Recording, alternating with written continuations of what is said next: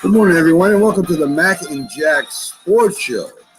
Live on Facebook, YouTube. We're also on Instagram and Twitch. Please subscribe to our YouTube channel over there at Northeast Streaming Sports.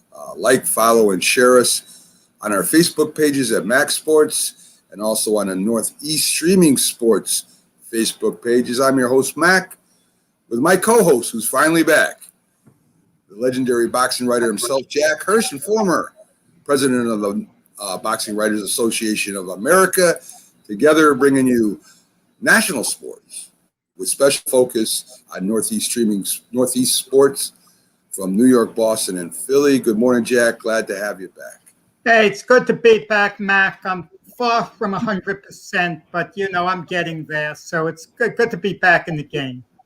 Yeah, Jack. I mean, we've both been kind of doing things extra on the side. I mean, I've been going ahead and let me see if I can bring this over a little more so I can go full screen on my side. Yeah, so I was over working at the Dream Ride, which is a charity function for kids that have mental issues, Special Olympics, Down syndrome, all this stuff. Had a great time, was working a lot of nights, so I couldn't get on this weekend, which, it kind of bothered me not being on this weekend. And, of course, we changed our format where we're going Thursday through Sunday. Good morning, David. Glad to see you. And, of course, guys, Jack has been gone for almost 2 weeks. He popped in once, and I'm glad to have my co-host back with me. He had so much to the show. Mac, we were off the air for a few days. I maybe would have. Yeah, I probably couldn't have been back last week, but it's great to be back. Oh, definitely. And what you did was for a great cause, Mac. Thank you. Okay, a great cause you were involved with. Yeah, I tried to get a lot of Instagram posts out there to let people know what we were doing. Zen Restaurant, the people I work for who also advertise with Northeast Streaming Sports, we kind of went out there and, it's a special weekend for the kids where they're treated like royalty. They get to ride in their dream car. And, Jack, there were some cars out there that were worth $1 million. And these cars were brought Lamborghinis, Mercedes-Benz, Jaguars, all these great, and the classics. And these kids got to pick what they wanted to ride in, which, I couldn't even see the inside. They wouldn't let me even look in the inside of the cars while I was there. So they have the big concerts and parties and dinners for these kids. It's excellent. It's an excellent thing where they treat them like royalty for a weekend. You, on the other hand, my friend, you've been having a rough time. I mean, I had a rough time covering that for a weekend, but you've been having a rough time for a while. And like I said, I'm glad to have you back. Miss your insights on all the sports that we do. So, well, I've been having I've been watching a lot of TV, Little League baseball, so on. Yeah. It's funny you mentioned about the $1 million cars. The Honus Wagner baseball card sold for over $5 million. So talk about insanity. You're 100% right. Some people consider that art, Jack, believe it or not. And that, I can see it to a point. I mean, what art is worth what people are willing to pay for it, right? So, I mean, these people have maybe the only card, or maybe there's 2 cards in the world, and, they have a lot of money, and they say, hey, that's mine. So, it's crazy. I think it's crazy too, Jack. I really do. But, it's their money. Spend it like you want, I guess. So, Jack, before Carter gets in here, folks, we have Carter, our NHL expert, coming in. We got a boxer from Star Promotions, as we normally do on Thursday. He just signed with them. And we'll have him up in the 9 o'clock hour where we'll be getting into boxing. A couple of headlines, Jack. Trevor Lawrence was named starter. Was there any doubt that he was going to be starter over there? I mean, I couldn't believe Urban Meyer. I mean, you're drafting Trevor Lawrence to be a leader for years and years to come. You don't throw him in a competition. I mean, it diminished him. He lost some first-team reps. I mean, what took Urban Meyer so long? Oh, the nonsense. Was he really going to name Minshew the starter? And if he did, I mean, come on, that's kind of ridiculous. Telling Trevor Lawrence you have to prove yourself. Go in there. Trevor Lawrence was going to give 100% effort no matter what. So is this Urban Meyer's way of motivating him? I mean, utter nonsense that it took this long. I agree, Jack. And if you watch the games, you know me, football's in my blood, coaching's in my blood, and I watch preseason games.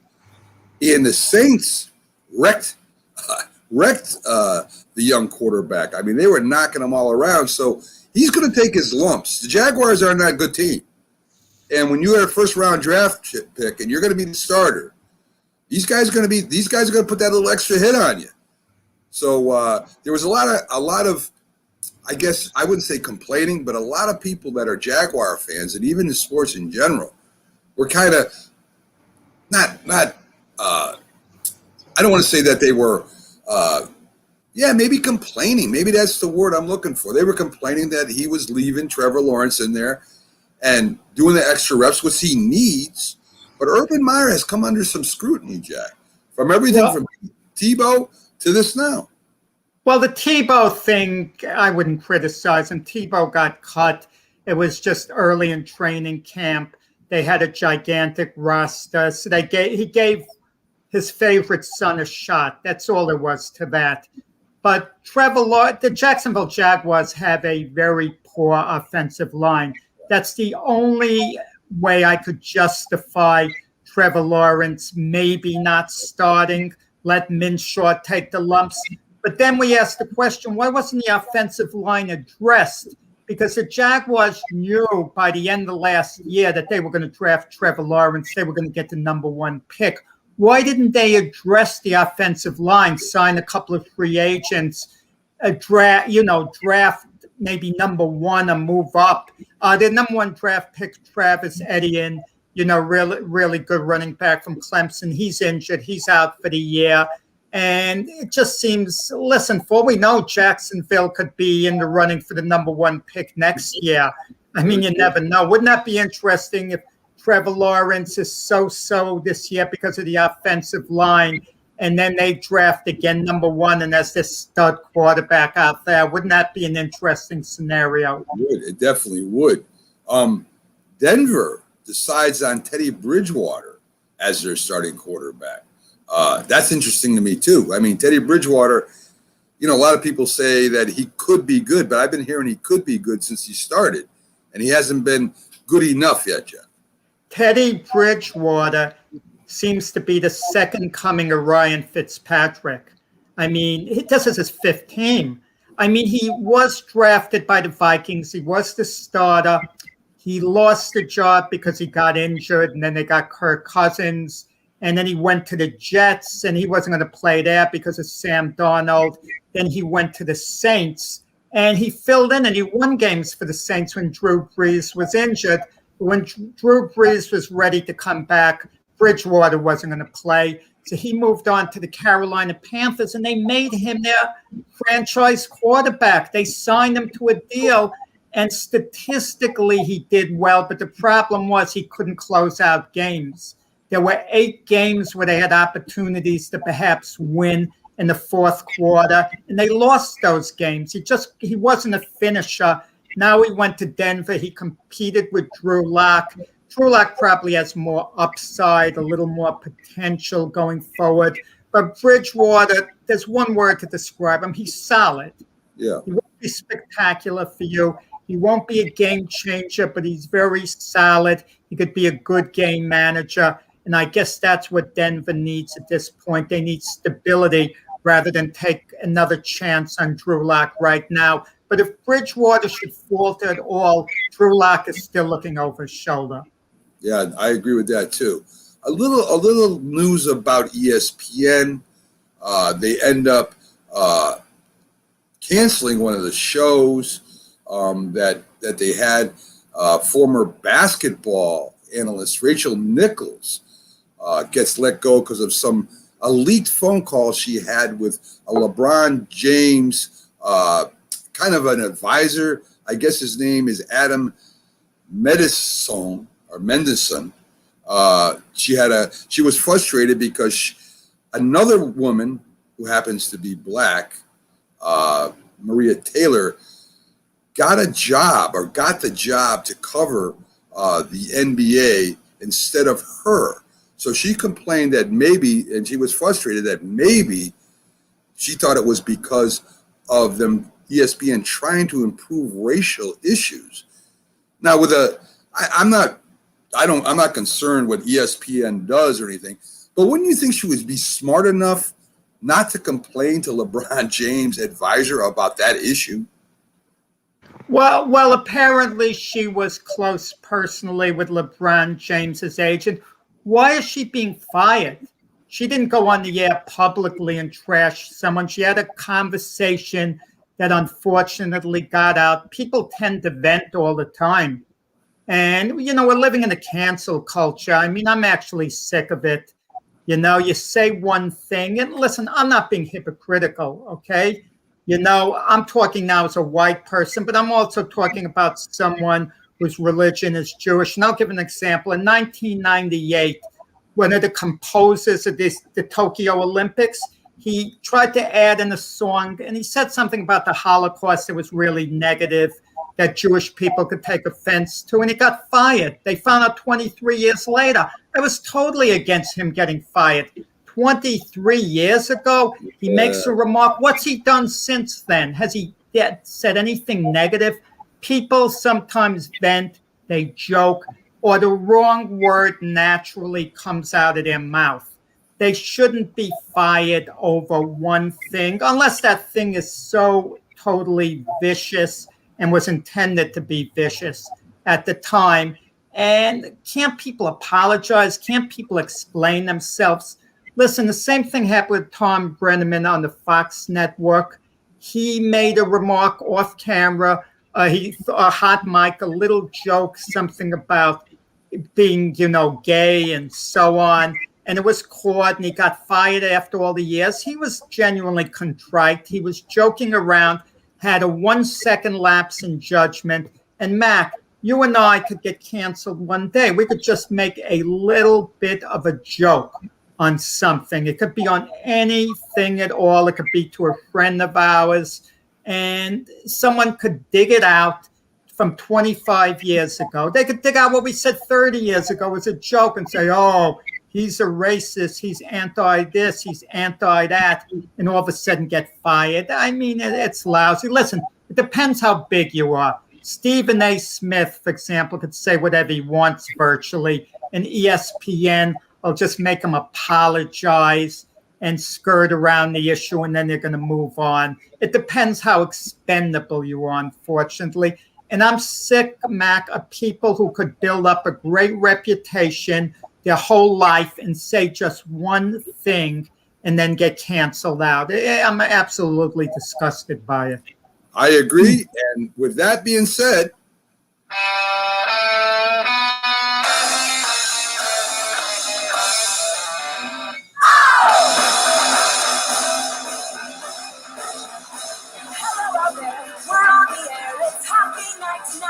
yes, sir. Our Thursday visit with Carter B, who's been nice enough, Jack, to change days to suit our format and issues. Great guest, knows everything about hockey. Let's bring Carter up. How you doing today, Carter? Hey, guys. How are you? We're hanging in there, Carter. Even when the hockey season isn't up and running, there's always hockey news, right? I mean, there's always something going on in the NHL. And I was reading an article this morning, as a matter of fact, as I get up every morning very early, about coaches that are on the hot seat this year. And, of course, it's not the ones that are winning. It's normally the ones that are losing. So I'm going to give you 5 coaches, and I want you to tell me what you think.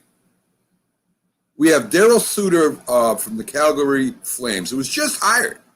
They say he's on the hot seat if something happens where they end up falling really quick. The Canucks' Travis Green just signed a 2-year extension. They say he's on the hot seat. Chicago's Jeremy Colleton. With the ad, because of the ad of Fleury and Jones, Jeff Dothil, I think his name is, with Detroit. I know you'll correct me if I'm wrong. And Bob Sometimes I can't read my own writing. It looks like Bulgara with the Sharks. So these coaches, of course, they're all had bad seasons or are having not good seasons. Some of these teams are some of the originals, the Blackhawks, the Detroit Red Wings. I mean, these are teams that have some kind of history, but they all have the same thing in common, Carter. They all have 2 years left on their contract. Now, it seems to me in hockey that the coaches are very expendable where the GMs are not. And I don't understand that, Carter. Yeah, I mean, I think for the most part, it's more often than not that, I think this is the same way in any sport, though, that most of the time, if the team's having issues, the first finger that you often point to is the coach. I mean, in the NHL, you rarely point to the players and go, oh, it's their fault this team's losing. They're the ones that are underperforming. That's not always what happens. I mean, most of the time, it's the coach that gets, kind of the blame for that. And I don't think a team has. See, I don't know. I don't know if teams are like afraid to fire their general managers nowadays. I mean, from what I've seen, it either takes a pretty drastic move for that to happen, or it takes years of, kind of like incompetence, I guess you could call it. I mean, just bad trades, just not making smart decisions for the team in order to set them up to win in the future. So, yeah, I mean, I would definitely somewhat agree with the fact that, GMs are a bit less expendable than coaches are, but at the end of the day, I mean, nobody's position is safe in the NHL as much as you might like to think it is anyway. Guys, in my opinion, most hockey owners don't know hockey. They hire GM, they count on him to run the organization. That's their right-hand man. So if they fire their right-hand man, who can they lean on now? They've got to get a new right-hand man, and it's not like so easy. So it's kind of like a chain of command. A lot of times a GM is going to inherit a coach.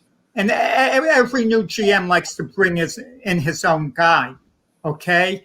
And I think it's just a chain of command type thing. That's why it's so much harder to fire GM. I think a GM has got to go through 3 or 4 coaches before the owner realizes he's not making good choices. So that's what I just basically feel it comes down to, kind of like a chain of command thing. Yeah, I totally agree. And you could also look at it as kind of the GM putting like their own stamp on their organization if you want, right? But look at a few years ago when the Islanders made the switch from Garth Snow and Doug Weight to Lou Lamoriello and Barry Trotz. I mean, when Lou Lamoriello became a general manager and president of the team, the first thing that he did was going out and hiring Barry Trotz and also allowing him to bring in his full coaching staff from the Washington Capitals. So I would definitely agree with that point, Jack. The thing that really confuses me is that the coach does not draft. He might help, but he actually doesn't draft the players. He really doesn't construct a team, right? I mean, players get let go of because of salaries. They bring people in that the coach may or may not like or may not be able to work with. And it's the same in every sport, Carter, I think. The GM is responsible for the construction of that team and the players that they get ultimately. So if a team we'll give the Flyers as an example, right? The Flyers have really fallen off the last few years. And the Blackhawks, the Red Wings, I haven't heard much from them in a few years either. So to hire another coach, what does that do? Do they think that the coach has that much power? This is hockey now. In football, maybe so, and maybe in a couple other sports. But you got to construct a team correctly. I mean, you got to have a vision, I would think. And I think that coach would have to have a vision with you.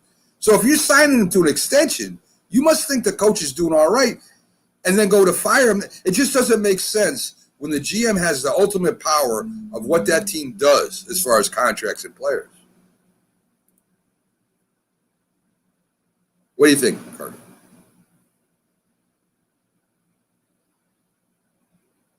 Carter, did you hear me? Yeah. Carter's taking the fifth on that one. Carter's not going to tell us about that. Carter, you hear me? Yeah, I mean, for the most part, I'd have to agree with that. I think, looking at how a lot of Ross. Oh, sorry, I think I'm having connection issues.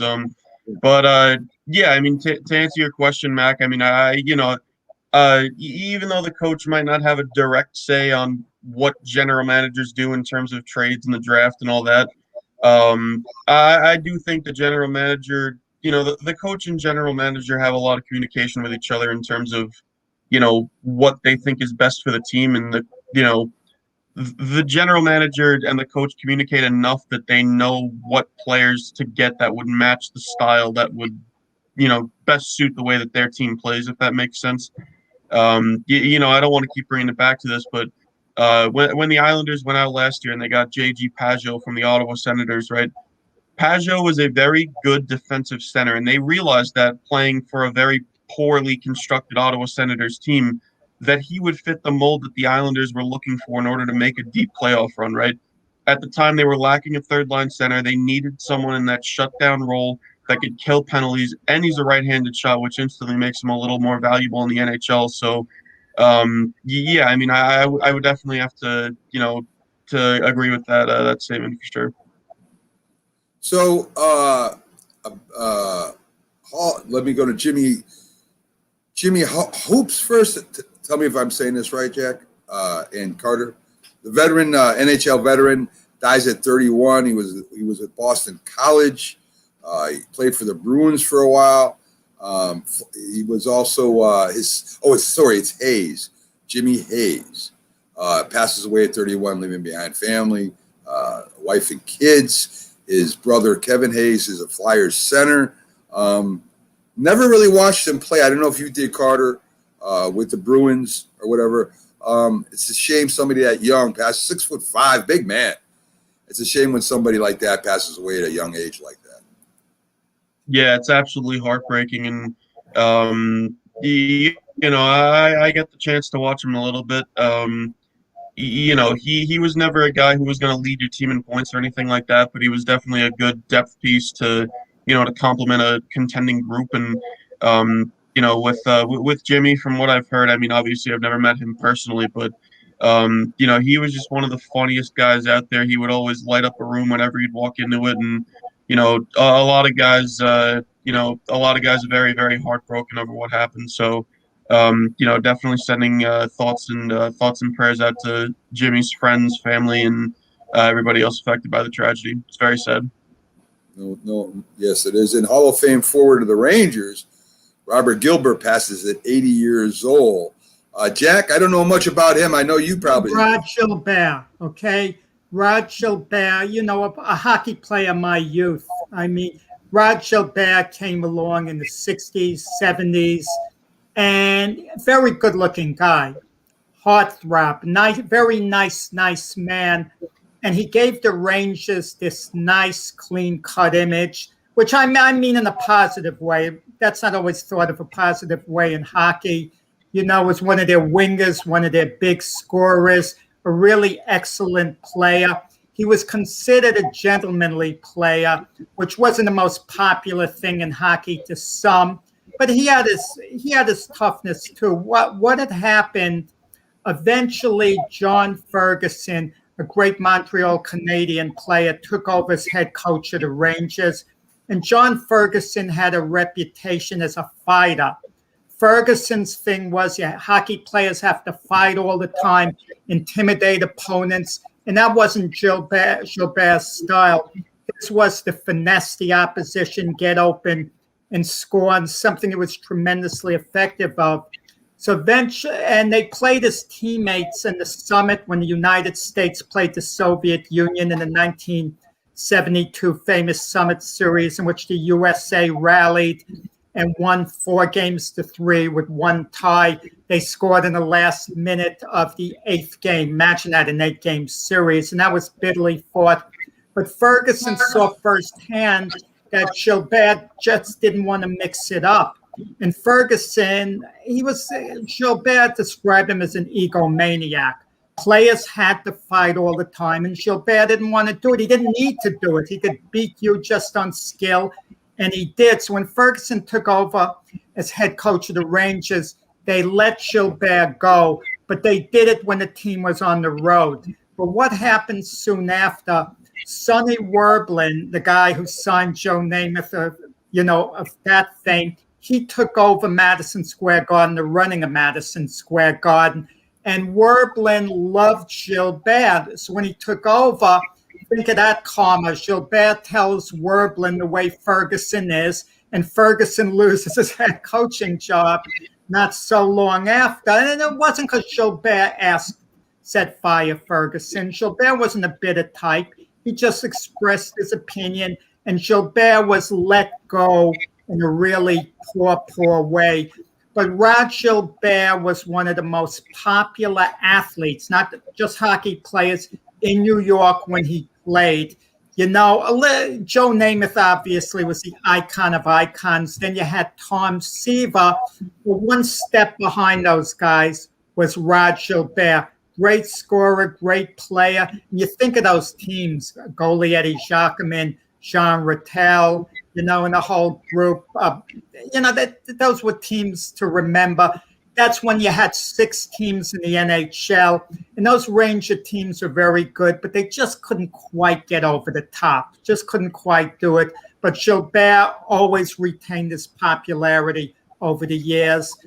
You can make an argument. I don't know how you feel about this, Carter, because if we're talking about now decades later. If I asked you, who was the most popular Ranger of all time? If it wasn't Gilbert, he certainly was up there. He didn't do what Messier did, that sensational Stanley Cup from behind. But Gilbert certainly was the most popular Ranger of his era, at least.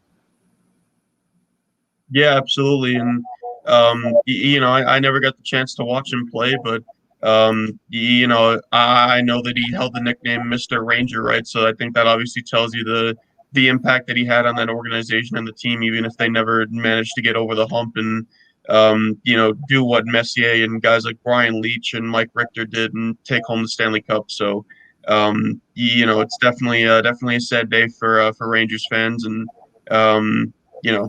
thoughts and prayers out to Gilbert's family and friends as well.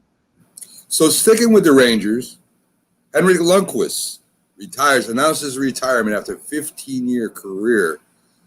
Was there anybody better? I know there are people as good, Carter, but was there anybody better than Lundqvist in Nicole?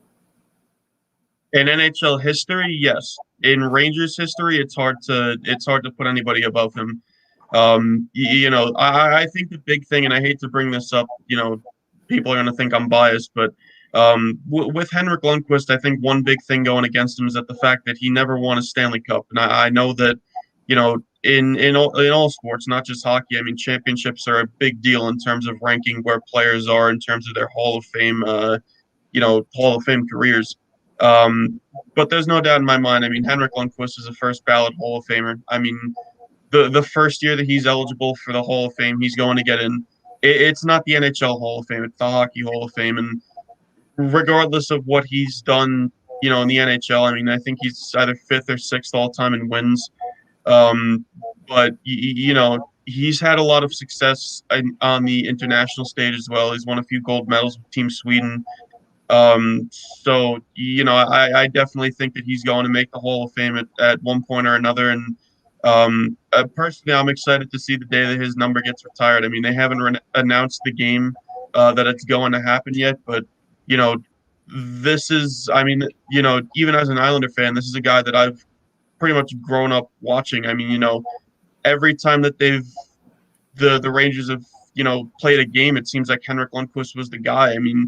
It seemed like he just got better with age up until he was done pretty much. Henrik Lundqvist was spectacular to watch. He made a ton of spectacular saves over the course of his career, and definitely well deserving. He had a great career, and the number of retirement is just the cherry on top, if you will. So very happy for him.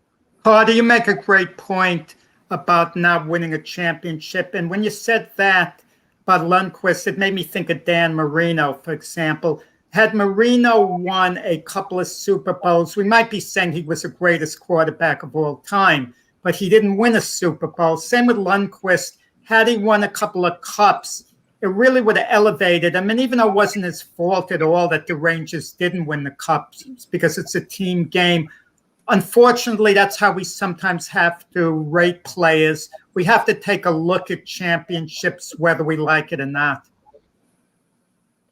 Definitely agree with that, Jack. Definitely agree with that. So there's some kind of a charity. The Arizona Coyotes are hosting a 16 rookie kind of a playoff. I don't know if it's a round robin or something. So, I mean, it seems like in some sports, especially football, for example, right? They don't like letting their players play in extra things, right? I mean, even today, if you look at the All-Pro game or All-Star game, they really don't play anymore. They kind of half play. So I think it's a great idea that the Arizona Coyotes, they're hosting this thing, and it's going to be going to one of their charities. If you were a GM or you were a coach and you had a great rookie that you were looking at, Carter, would you let him go and play in something like this? Well, if it's for a good cause, then I don't see why not. I mean, at the end of the day, it's all just for fun. I mean, there are off-season leagues like this in the NHL going on all the time. So, I don't see any problem with it. I mean, at the end of the day, even when you're playing in the NHL, it's the risk that you take whenever you step on the ice is, there's always a risk to get hurt. I mean, I know I'm sounding a little bit over the top with that, but I mean, it's the truth. There's always that risk that gets posed every time you take the ice. And I mean, to be fair, the Coyotes have their own problems right now, considering they technically don't have a home arena for next season. So maybe this rookie tournament shouldn't be their top priority right now. But I'm not with the Coyotes organization, so what do I know? Oh yeah, yeah, having a home ice there where you can play is a pretty big thing. I'm all for charity, man. I'm all for people doing things. I don't worry about me being a GM. I wouldn't worry about it because they can get hurt there. They can get hurt in the regular season. They can get hurt anytime. They can get hurt in the shower, for God's sakes. But I understand why some GMs won't do that. Now, it's something interesting that the NHL is doing, which I wish Major League Baseball had done. In February, they're planning a 2-week recess, and they're going to be sending some NHL players to play in the Olympics. Okay, and I don't know, is COVID going to affect that or whatever? But I kind of like the idea, the way the NHL is cooperating with the Olympics, sending their best. Because even like Major League Baseball, Ohtani, he should have been playing for Japan in the Olympics. And some of the better USA players should have been playing in the Olympics. But the 2-week break also is going to be good for the majority of the NHL because it's going to allow them to recharge, rest up, get a mental break, and then push forward for the rest of the season into the playoffs. What do you think of that, Carter?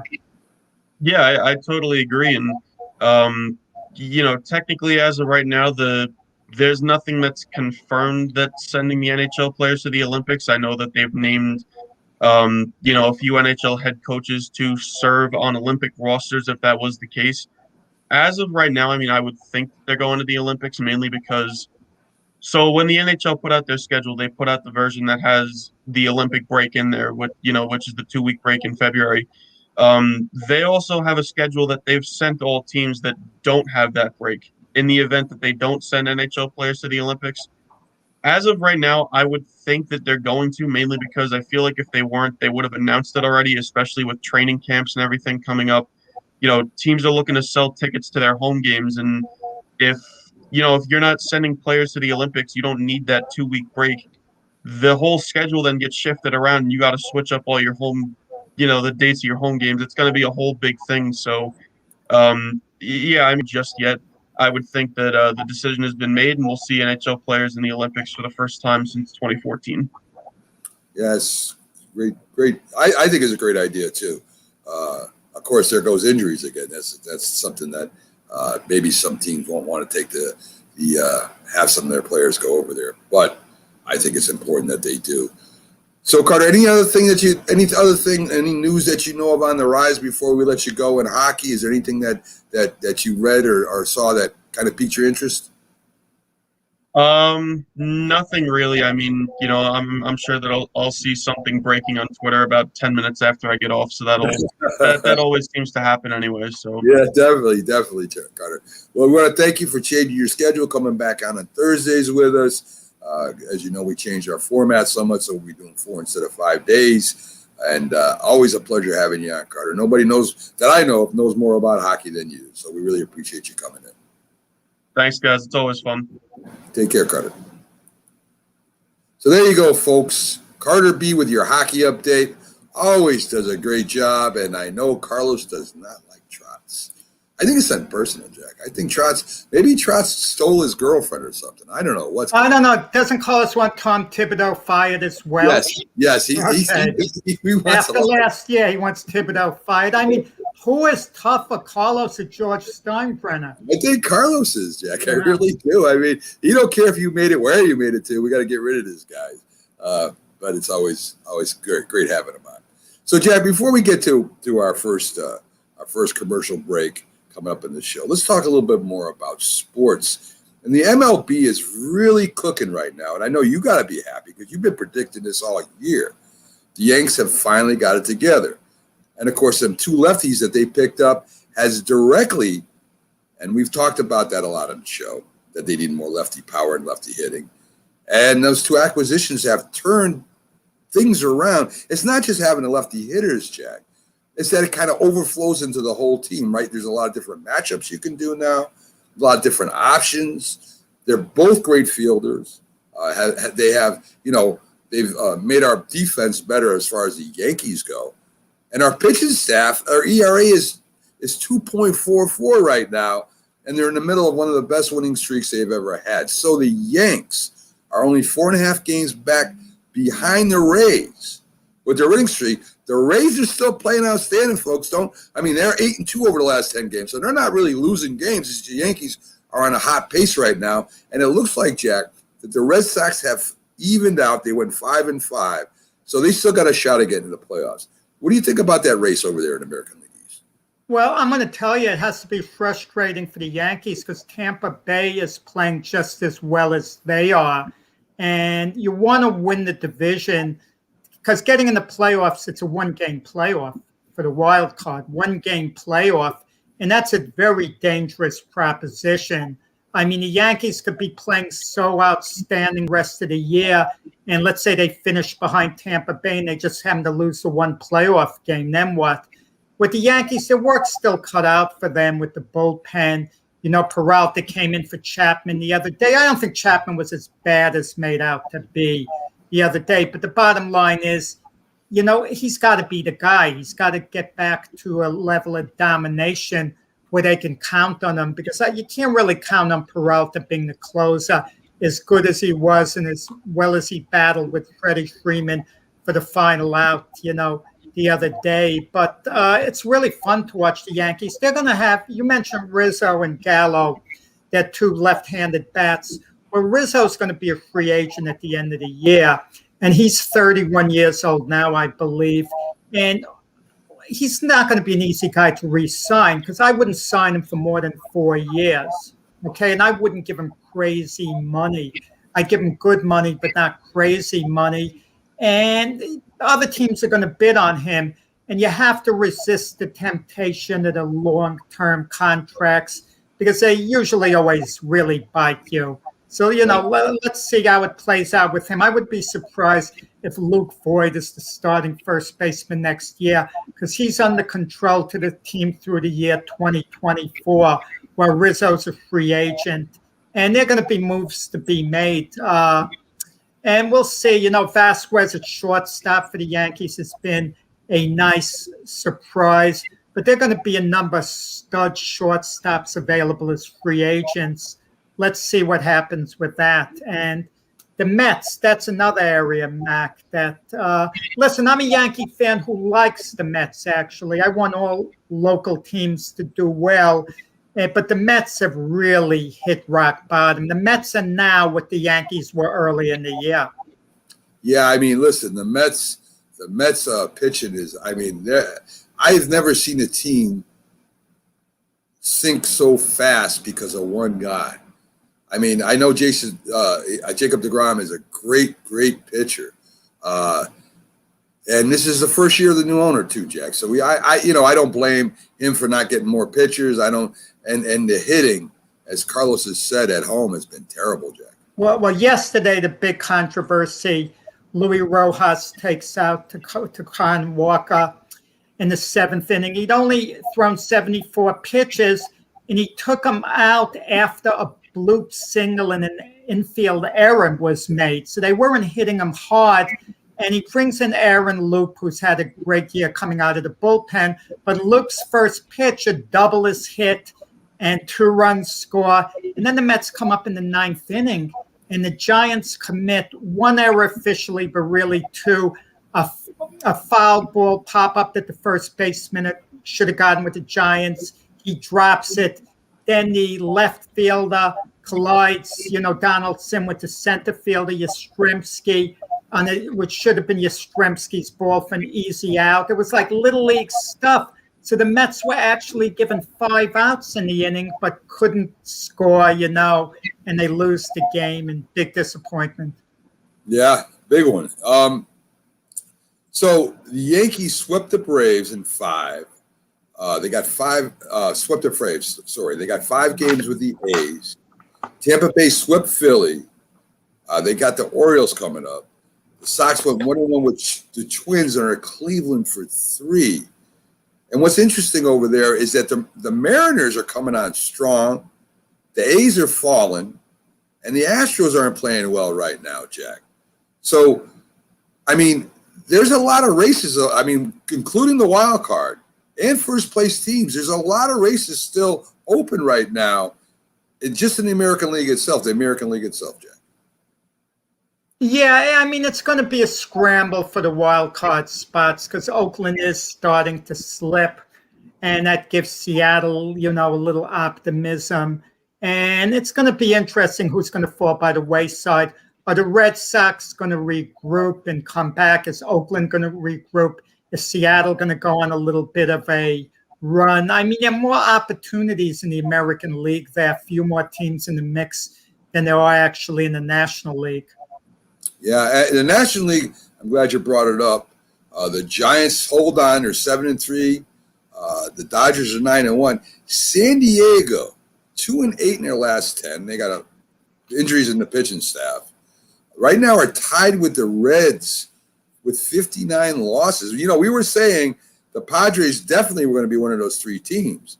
If they keep in this, and this losing the way they've been losing, I mean, I still think they make the playoffs, but are they going to be any kind of team in the playoffs, Jack, that anybody's scared of? Well, I wouldn't be so sure. If the season ended today, they wouldn't be in the playoffs. Cincinnati is a game or so ahead of them.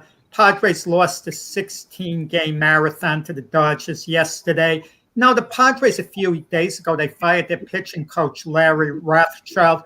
Who fires their pitching coach late in August? I mean, all of a sudden he's not the guy. I mean, it's like someone has to be blamed. I just don't get it. I mean, the way they sometimes just have to shake a team up by firing someone. Yeah, I mean, the pitchers are injured, so let's fire the pitching coach. It's his fault. It's great. That's just somebody trying to do something for the fans or the media, Jack. That's all that is. I mean, Phillies cooled way off. They're falling now. The Mets are falling. It looks like the Braves should win that division. That was one of your choices to go to a World Series. You still feel good about that, Jack? Well, I picked the Braves over the White Sox in the beginning of the year, and the Braves were floundering for a good part of the year. But finally, they got it together, and the rest of the NL East isn't exactly responding. Yeah, that's very true. So, Jack, of course, as you know, preseason, it's the last preseason game of the season this weekend. You got the Bills at Green Bay. You got Washington at Baltimore, Dallas at the Jaguars, the Jets at Carolina. Maybe we'll get to see a little bit of matchup of your old quarterback against your team. Giants at the Patriots, Phillies at the 49ers. Last game, is Joe Judge has said he's finally going to play Daniel Jones in a game for a full half. Patriots look good, Jack, in preseason. I know it's preseason, but they look really good. Yeah. I mean, the Patriots are going to be better than they were last year. I mean, that seems obvious. The big controversy coming out of, the Patriots is the quarterback situation. And I don't understand Cam Newton. He got tested for COVID outside of the team parameters. And as a result, he was forced to take a few days off. And that opens the door for Mac Jones to get all the reps in.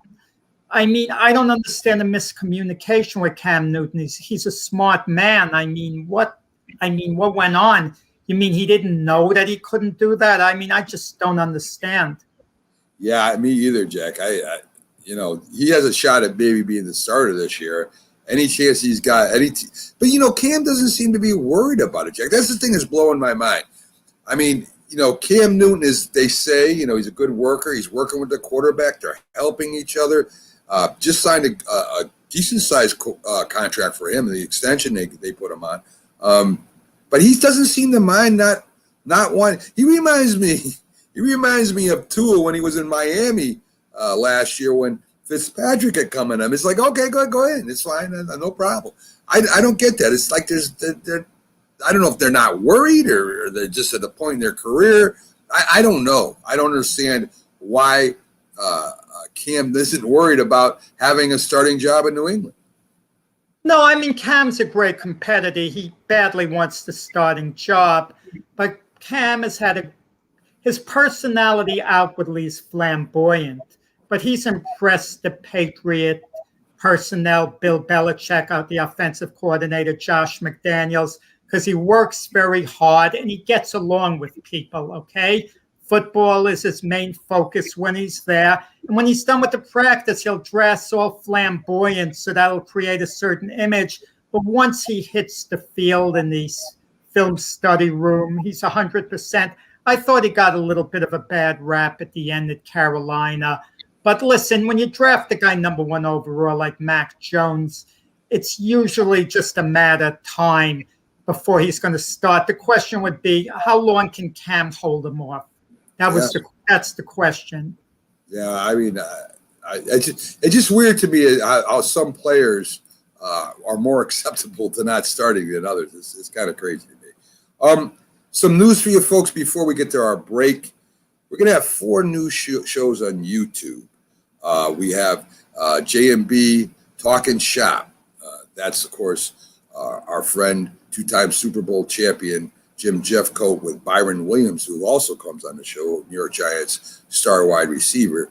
They're going to have 2 big guests, and that'll be 1 September. They got Darren Woodson, Jack, all pro, 2-time Super Bowl champion. They also got Phil McConkey coming on, Super Bowl champion with the Giants. So that's going to be the 2 guests on their first show on YouTube, 1 September. We also got Start Spreading the News with Dr. Paul Semendinger and Dr. E.J. Fagan. All Yankees coverage, both some of the best experts that I know of the Yankees. They know everything about the Yankees. So that will be a great show. Jack and my friend Frank, we're going to be working on their show as they're going to be coming up in a couple of weeks. Frank Luterzo. Yes, sir. That's my buddy Frank, a great author and writer, and also boxed professionally. He's going to be on with Jack, and they'll probably be around the second week in September. This is their it's called Glove Fist. It's going to be all about boxing. You got 2 great boxing experts, and if you like boxing at all, this will be a show for you. It's going to be probably second week in September. So, I mean, we got a lot of new shows, and that show I mentioned that might be a little provocative, Jack. It looks like that Pags has got himself a co-host for Sex and Sports. So I'll give you more news about that as that comes. That's just... I'm not going to comment on that one, man. Okay, that's fine. It'll be the name might give it a little bit more than what it's really about. Of course, sex is used to promote everything, Jack. So, yes, and of course, Jack, congratulations on the New York State Hall of Fame induction will be happening September 19th. I'll be going in with Max Kellerman, some great fighters.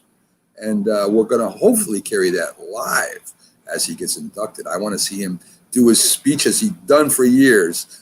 As Well, it would have to be a short speech, Mac, because there are a number of honorees, so I can't hog things up the way I'm, usually do. well, I don't know what that means. Why not Jack? Congrats, Jack. There you go. So there you go. That's from our friend Pags over there. We will be doing. I guess he was talking about this show. So anyway, the new show coming up on YouTube. So we got 4 new YouTube shows coming up and YouTube exclusive, guys. So we'll give you the dates. We'll promote it on Northeast Streaming Sports and Max Sports and every group that we're a member of. And all you got to do is go subscribe, and you'll be able to get these shows. And some really great quality shows with really great personalities. So that all will be coming up here in the next week or two. So stay tuned for that. So, folks, we're going to take our first, Carlos, where's your tropical shirt? Jack doesn't feel too tropical right now, Carlos. So, I'm glad he made it. Jack is just trying to get through the show, Carlos. Yes, I'm having fun, but yes. Jack has been under the weather for a while now, so he's given it the whole college try today. So, folks, we're going to go ahead and we're going to take our first break for the day. And on the other side, we're going to do what I love doing and Jack does and knows more about than anybody I know. We're going to be doing our boxing hour. We'll have a boxer from Star Promotions. We'll do our Boxing Hall of Fame inductee. We'll also have a boxer spotlight, boxing news. So if you love boxing, next hour is for you. So stick with us, and we'll be back right after these messages. If you served honorably in our nation's armed forces and you're looking for a way to continue serving your fellow veterans in your community, then join AMVETS. Each year, AMVETS members volunteer millions of hours at VA healthcare facilities from coast to coast, helping to improve the lives of their fellow veterans through the VA Voluntary Services Program. AMVETS posts and departments also participate in a wide variety of community service projects, ranging from Americanism in our schools to supporting the Special Olympics and Boy Scouts of America. If you no longer wear the uniform today, you can still serve through the AMVETS by joining today at amvets.org. Hi, Grandma. What's for dinner? Hey, honey, I'm making stew tonight. Ooh, can Nina come over? I'm not sure about our new friend. I wonder if there's been any drinking going on. Alcohol at her age can lead to so many bad things. I've been meaning to ask you, what would happen if someone offered you a drink? Grandma? This is hard. She's so young, but I know I need to talk to her about it now before someone tries to give her alcohol. If anyone ever does offer you a drink, I want you to say no. I have too much respect for my family, and I don't want to get in trouble. Okay. Really? I promise, Grandma. I love you too. Okay, how about tasting this stew and telling me what you think? Some children may try alcohol as young as 9 years old. It's not too early to talk about drinking. For tips on how to begin the conversation, visit underagedrinking.samhsa.gov. That's underagedrinking.samhsa.gov. This message brought to you by SAMHSA and this station. When you hear the word asthma, you probably think of shortness of breath, coughing, or inhalers. Lots of things can trigger asthma, but the fact is that asthma doesn't just attack, it can kill. But with proper medical management, asthma is controllable. If you experience shortness of breath, wheezing, tightness in your chest, or persistent nighttime coughing, you may have asthma. See your doctor and get the facts. You'll breathe easier. For more information, call 211 Info Line. A message from the Connecticut Department of Public Health, keeping Connecticut healthy. If you talk, your name will hear you every single time. Oh, we're getting killed. Yeah, well, Kyle's not here. How come? Kicked off the team. Didn't Tim tell you? Kyle and some other kids got caught drinking beer in the park a couple of nights ago. Really? Yeah. 0 tolerance. He's out for the season. Come on, it's a first offense, right? That we know of. But why should that matter? He knew not to drink. I made it clear to Matt, that's what we expect from him. What have you said to Tim? Nothing really. You know, a lot of kids try it at this age, so. Yeah, well, a lot of kids don't try it too. I'm not saying that Matt's going to be this perfect kid, but if I don't tell him what we expect and why he shouldn't drink, how's he going to know? You think kids that age really listen? They never admit it, though, but they hear more than you think. Talk. They hear you. For more information about talking with kids about underage drinking, visit underagedrinking.samhsa.gov.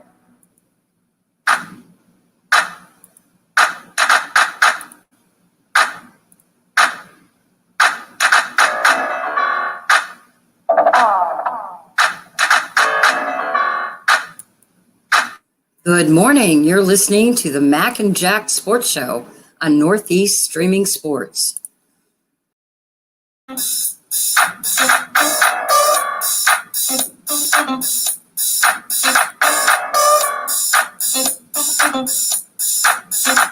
morning, everyone, and welcome back to the Mac and Jack Sports Show. We're on live Thursday through Sunday, 8 to 10 a.m. I'm your host, Mac, with your co-host, Jack Hirsch, legendary boxing writer. Glad he could make it in today. And, of course, like everyone else out there, we are wishing him well on not only getting over this cold, but getting into that Boxing Hall of Fame, New York State Boxing Hall of Fame. Great honor.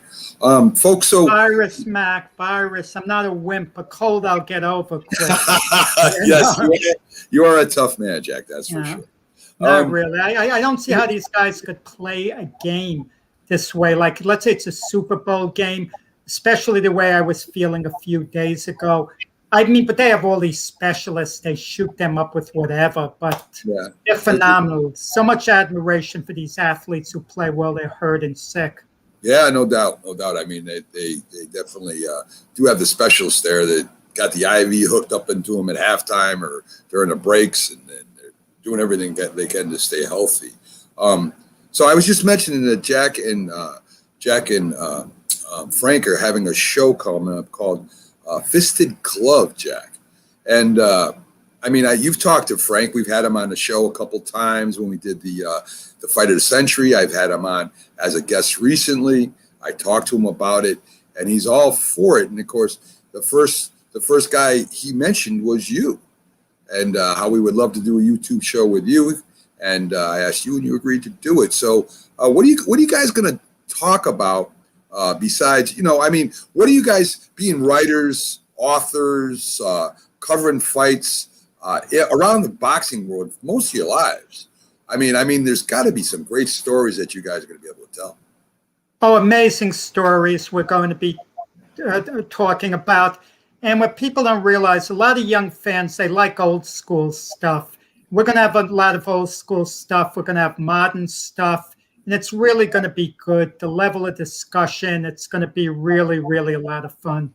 Yeah, I mean, I can't think when we had Frank on the Fight of the Century special we did about, of course, Muhammad Ali and Frazier won. He blew me away. I mean, I never even heard. You're the one that brought him up to me, and we had some really good experts on there. And the way he carried himself, and then when they had him on as a guest, the way he carried himself again, it just seemed that he was a natural. He said he had some radio experience before, where he hosted or was on a show on ESPN. So this is good. I think this is going to be really good, Jack. I'm really looking forward to your show coming up, probably around the second.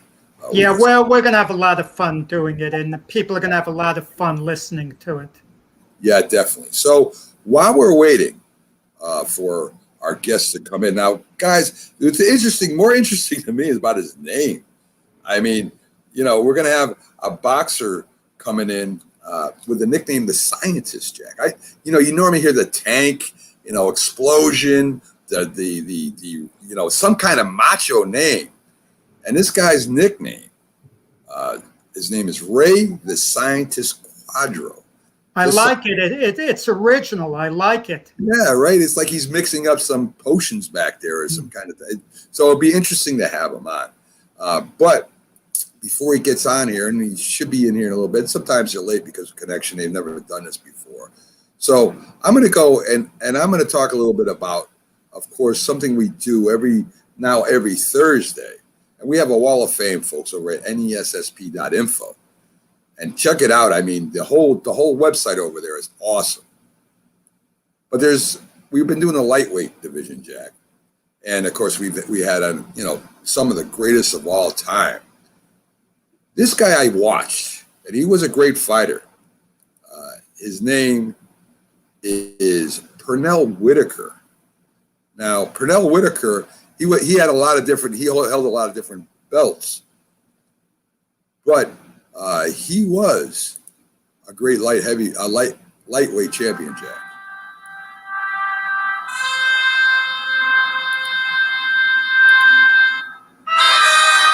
So his record, Jack, 40 wins, 17 by knockout, 4 losses, 1 draw. August of 1999, knocks out Juan Nazario in 1 round and wins the WA lineal title.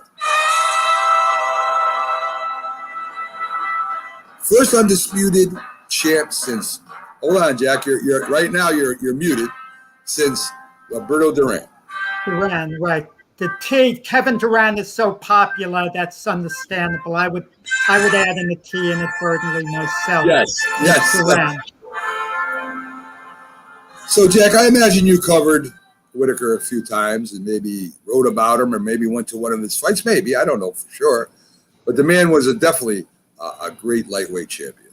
Yeah, I covered his fights from ringside. I was in Vegas when he fought De La Hoya. As in the welterweight title bout. At his best, Whitaker was virtually untouchable. A great debate would be who was a better lightweight, Whitaker or Duran at their peak. And one of Whitaker's legacy fights was against Julio Cesar Chavez in San Antonio, in which Chavez was outboxed by Whitaker. Whitaker won 8 of the 12 rounds, yet they called it a draw. But everyone knew that Whitaker won the fight. So many, big wins, and just a great fight in 1984, Olympic gold medalist. And if you want to see his masterpiece fight, to me, it would be against Greg Hagen, in which Hagen didn't win Greg Hagen was a former lightweight champion of the world. He didn't win 1 second of the 12 rounds against Pernell Whitaker. And Pernell Whitaker could just make you miss. And, I covered his fights with Buddy McGirt. The first one was actually somewhat close, but Whitaker tended to clown a bit. He would give a round away, just by kind of showboating. And for a period of time, Whitaker was the #1 pound-for-pound fight in the world. And then his skills started to slip just a little bit, even though he was on top. And then Roy Jones took over that mantle for a while as the #1 pound-for-pound fighter. But at his best, Whitaker was virtually untouchable. Him and Roberto Duran at their peaks meeting, what a great fight. The popular pick would have been Duran, but don't be so sure Whitaker wouldn't have defused Duran and beaten him. I actually once discussed that with Max Kellerman. We were sitting ringside, and Max Kellerman always felt that Whitaker was the greatest lightweight ever. And my feeling was, well, at their very best, Duran beats Whitaker. But if you have him fight 10 times, Whitaker maybe wins 7 of the 10. But if it's a one for all the marbles at their best, maybe Duran wins. Yeah, I mean, I agree with you, Jack. I think Durant was one of those fighters that would break your will eventually, especially in his prime. I mean, he didn't stop. And even if you were a great boxer, as Whitaker was a great defensive boxer, Duran was a tiger. I mean, I've never, well, I should say I've never seen, but he's one of the few fighters that I watched, especially in his prime and lightweight division.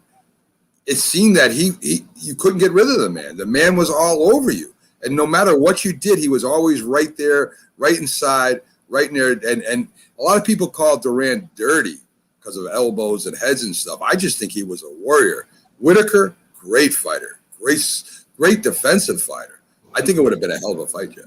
Mac, if you use the term master boxer, Whitaker's maybe even the first name that jumps out at me. A few other names as well. But just if I say to you, master boxer, Pernell Whitaker, right. Just like jumps into your head. I mean, he was old school. He was new school. Defensively, he was a master. Listen, let me go a step further. As lightweights, put Floyd Mayweather up against Pernell Whitaker at their best. My money's on Pernell Whitaker. Maybe with a little room to spare, even at their absolute best. That should tell you a lot. Pags asked an interesting question. The politics of boxing and judges. And I think you, and I'm trying to remember the other guy, I just slips in my mind right now. Both of you mentioned that almost anybody can judge a fight. And they don't have really a professional judges in boxing, which is kind of sad in a way, isn't it, Jack? Yeah, there was talk at the point that they should just have full-time judges. But listen, I'm going to be honest.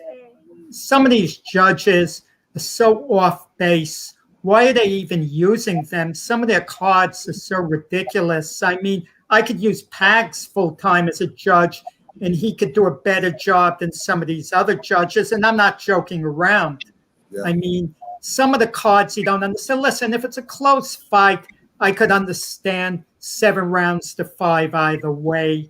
You know, we have a difference of opinion. We can argue it. But you have some fights that are absolutely ludicrous. Like in the first Canelo Alvarez, a Gennady Golovkin fight, the vast majority of people felt Golovkin won the fight. But I could understand if you stretch it to a draw, which it officially was. But one judge had Canelo Alvarez up 10 rounds to 2. Utterly ridiculous, stupid, you know, and made no sense at all. And then the Canelo Alvarez Floyd Mayweather fight, which Mayweather won beyond a shadow of a doubt. One judge actually scored that fight even. It's ludicrous.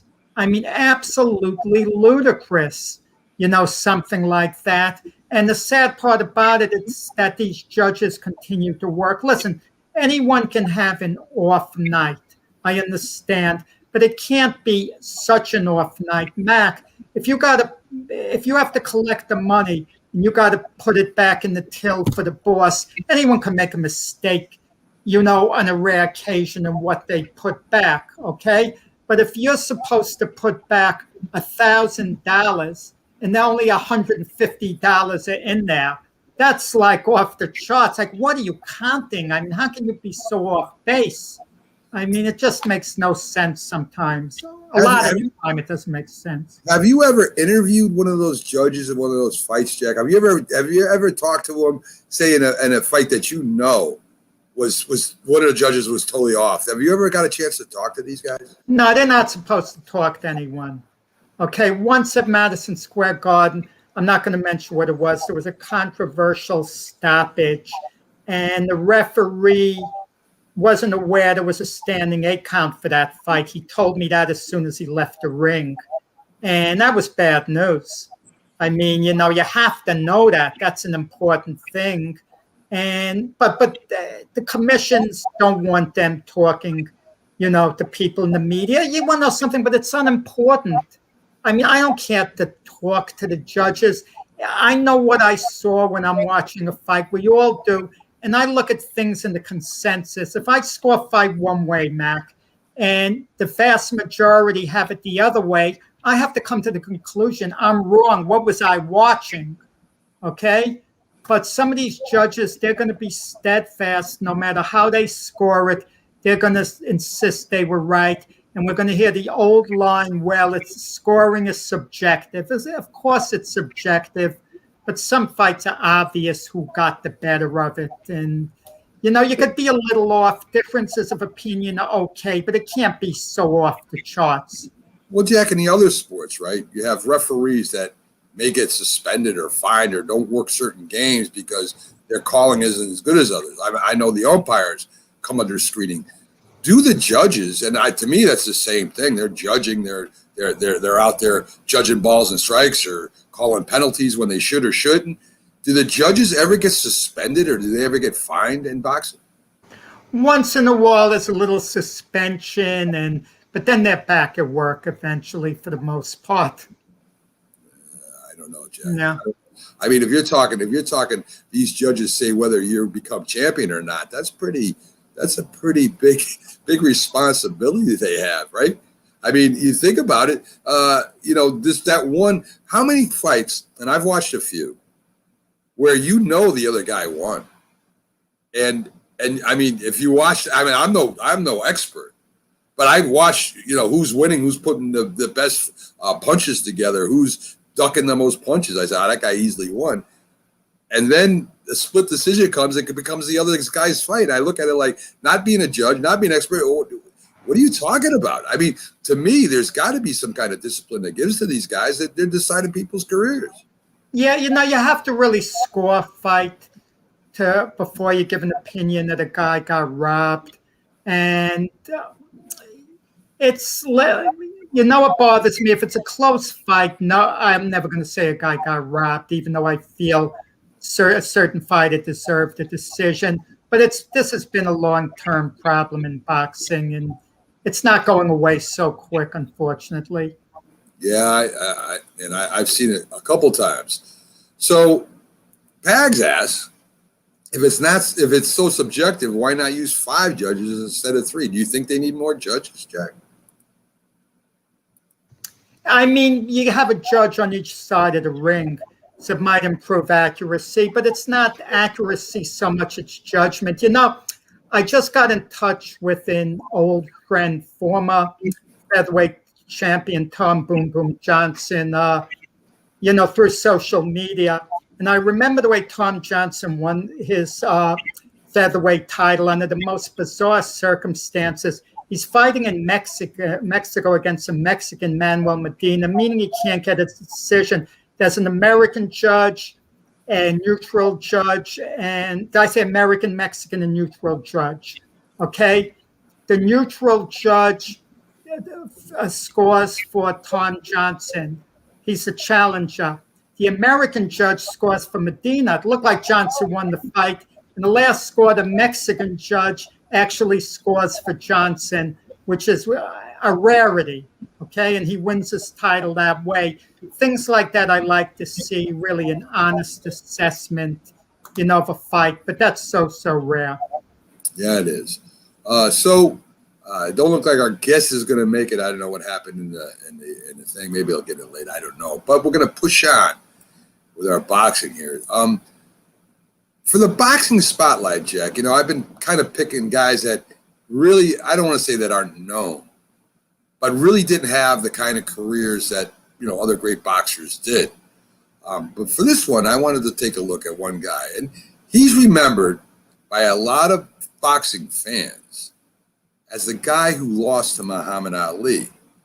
And people really don't know how great Sonny Liston really was as a heavyweight.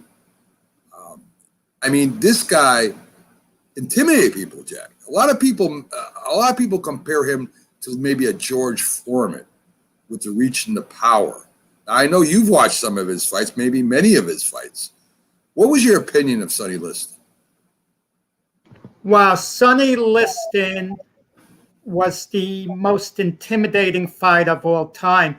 Even Mike Tyson, he acknowledges that. And Sonny Liston should have won the heavyweight championship earlier, but Floyd Patterson held the title at the time, and Patterson's manager, Cus D'Amato, tried to avoid Liston at all costs. And the only reason Liston got a shot at Patterson in the title was because Patterson went against D'Amato's wishes.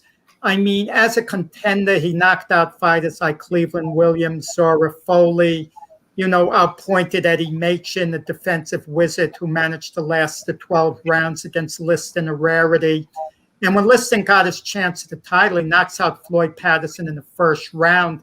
And then in the rematch, knocks him out in the first round. And Liston was thought to be invincible.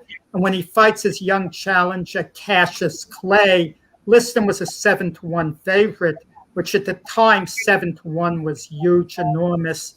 And he gets upset by Clay. And you always wonder what would have happened had Clay not been around. Had Muhammad Ali not come into existence, Liston would have been champion at least a few more years until he started getting older and a young Joe Frazier came along. That may have ended his championship reign. Liston's last fight was actually against Chuck Wepner, who he stopped in 10 rounds.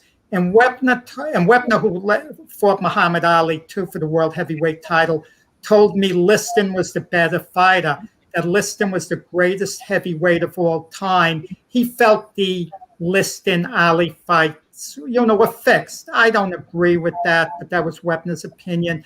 But Wepner would tell me the only guy who had a chance of beating Liston at his best was Muhammad Ali. Now, you mentioned the George Foreman comparison. Actually, when Foreman was a young fighter coming out of the Olympics, he was in Sonny Liston's camp. Okay, his manager Dick Sadler also managed Sonny Liston, And Foreman sparred a lot with Liston. He learned from Liston. He tried to pattern himself after Liston with the stare down, the intimidation, the bully tactics. He absolutely idolized Liston. And one of the ways that Don King persuaded Foreman to take the Muhammad Ali fight to Rumble in the Jungle, he convinced Foreman that you could rewrite history, George. Ali beat Liston, but now you're the next Sonny Liston. You could change history by knocking out Ali. So Foreman took the fight, and he fought the way Liston did in a very intimidating fashion at that point. But of course, he couldn't get by Ali. I mean, when they talk about the greatest heavyweights of all time, you know, they talk about Ali, they talk about Marciano, they talk about Lewis, they talk about, you know, oh my God, again, brain's not working. I don't hear Sonny Liston in that conversation. Do you think that's wrong? Well, Angelo Dundee, I once asked him who would win at their peak, Sonny Liston against Mike Tyson. He said Sonny Liston. He said the only fighter who could have beaten Liston at their best in history was Muhammad Ali.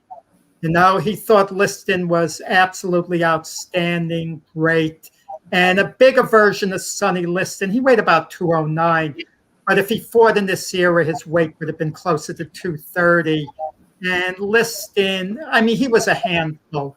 I mean, one of the all-time greats, but he didn't have the long championship reign because of the loss to Muhammad Ali. And that's kind of unfortunate. Had he had a lot more title defenses, his all-time ranking would have been higher. But if you ask a lot of people who would win between Liston and other great heavyweights, a lot of people would be going with Sonny. Well, Jack, I do got some video here, and I want to show the people at home, because a lot of people, they get a shot to watch Sonny Liston. So let's see if I can bring it up. The computer isn't actually acting great right now, but let me know if you can see this, Jack. And if so, I'll bring it up full screen. Sonny Liston, reputed to be the most feared man in boxing at any weight.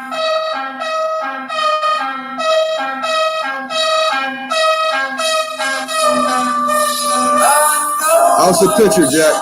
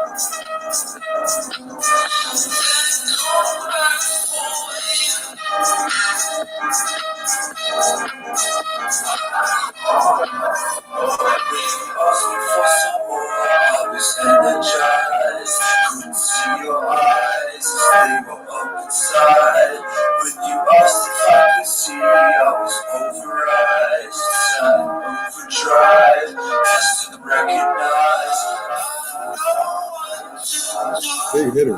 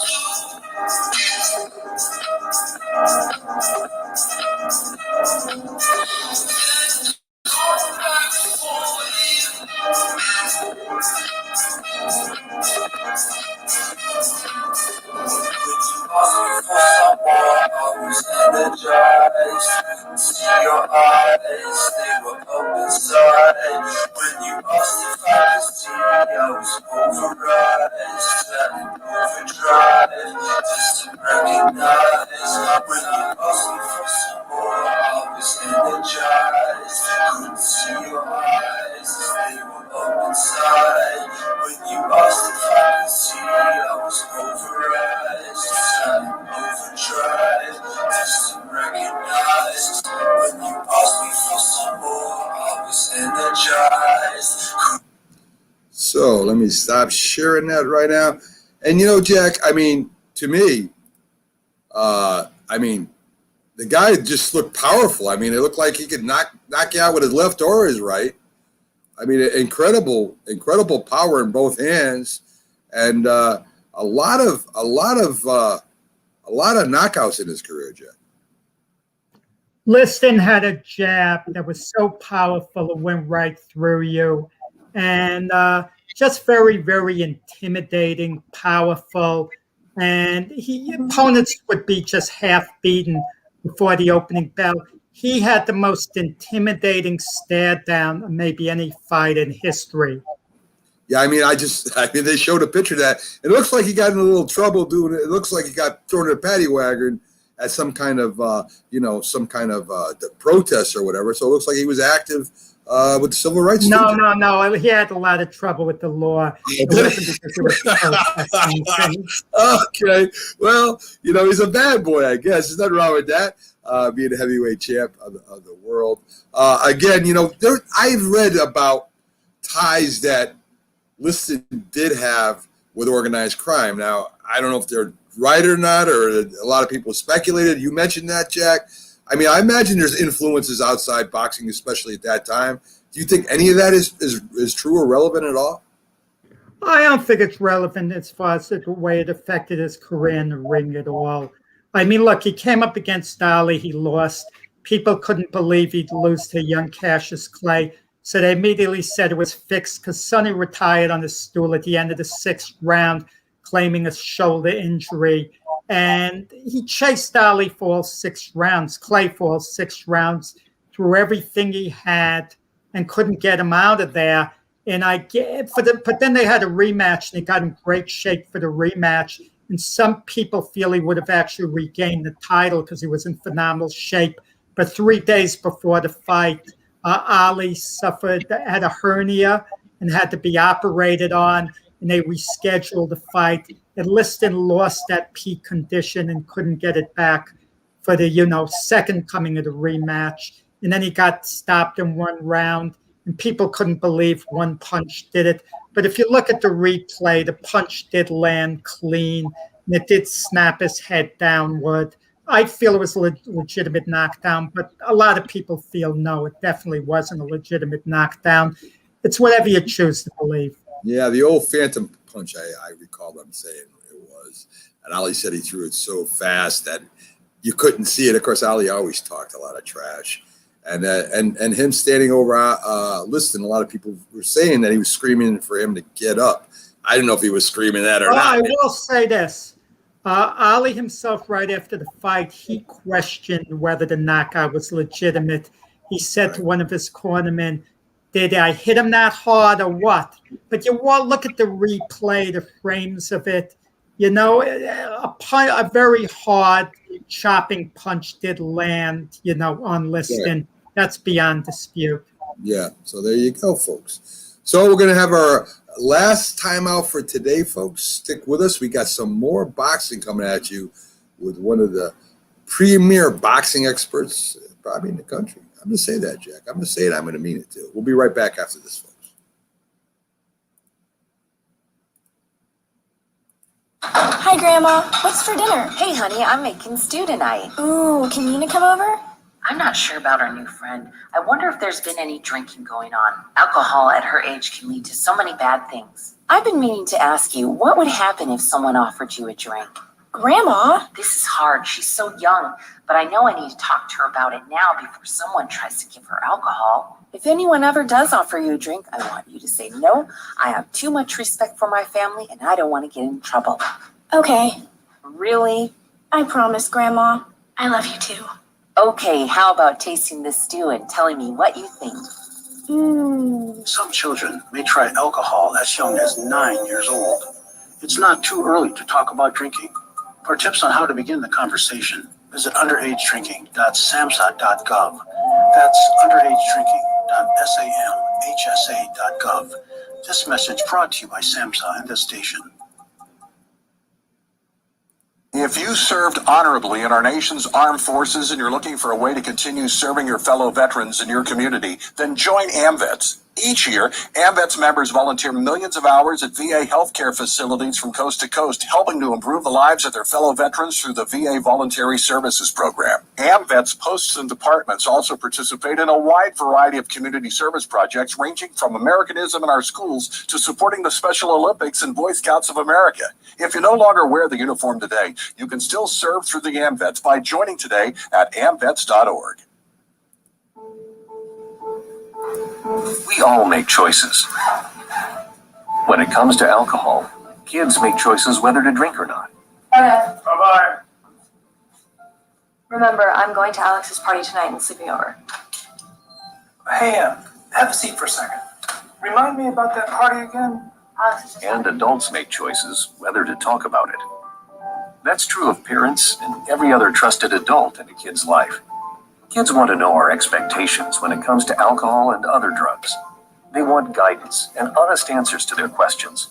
And it makes a difference when the message is consistent and part of everyday conversations. So talk with your kids and help lead them on a positive path. Because when you talk, they hear you. For more information about talking with your kids about underage use of alcohol and other drugs, visit underagedrinking.samhsa.gov. I mean, you can see right now, without LeBron, Lakers are struggling. Let me tell you about a team I hate, all right? I know the Dallas Cowboy fan is here, so I had to make sure he knew how much I hate this team. I'm ready. I've often said that the people who run baseball, they try very hard to ruin it.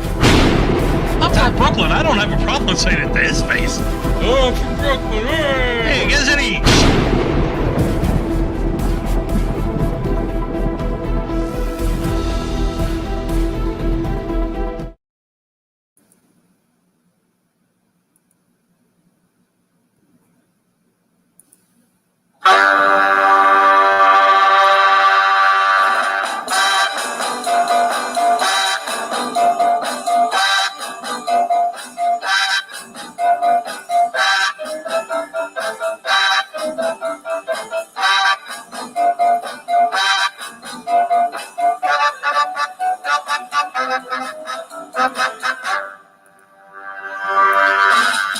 Good morning, everyone, and welcome back to the Mac and Jack Sports Show. We're on live Thursday through Sunday, 8 to 10 a.m. I'm your host, Mac, with your co-host, Jack Hirsch.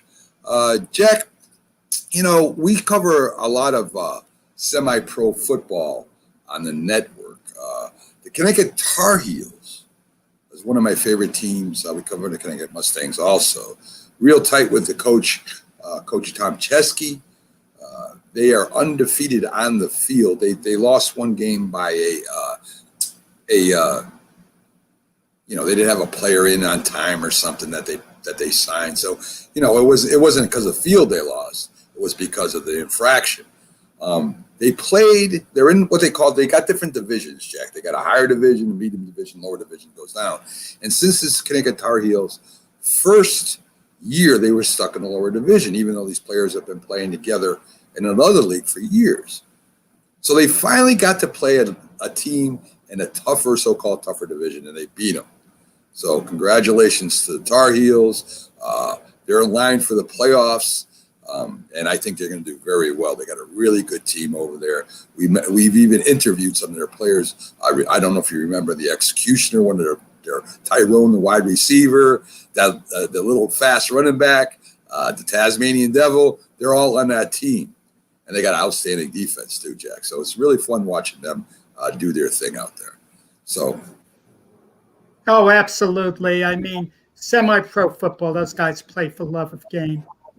And one of their former quarterbacks has just gotten a scholarship to a school from the tape that he put on playing with the Tar Heels and the Falcons. He was just received a scholarship from a school, so he'll be going to college from playing with the semi-pro football team. So congratulations to him too. So his name escapes me right now.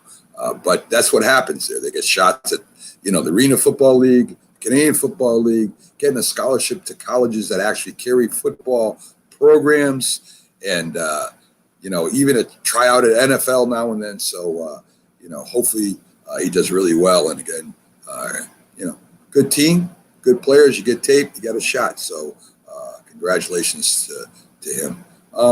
So Jack, back to boxing real quick.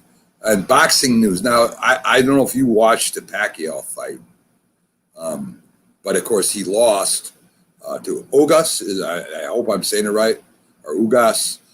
Yeah, Ugas. Yeah, Ugas, who was a very good amateur fighter, a good fighter in general. Spence ended up dropping out, and a lot of people, including your friend Max Kellerman, thinks that Pacquiao's not done, that he wasn't ready for Ugas. Pacquiao's blaming leg cramps on losing the fight. Now, I love Pacquiao. I think he's one of the greatest fighters of all time. But I don't want to hear leg cramps or an injured knee or anything like that, Jack. I don't hear no excuses. You lost, right? Yeah, Yordenis Ugas was, even though it was a sub on 11 days, he'd been training for another fight. And Pacquiao threw a ton of punches, which kept the fight relatively close. But Ugas was sharper, would land more. Pacquiao's talking about a rematch in January. He's not convinced he's done. So, I mean, he's entitled to the rematch if he wants it. But I think Pacquiao, I mean, it's a good way to bow out, even though he lost the fight. And there's got to be a stopping point eventually.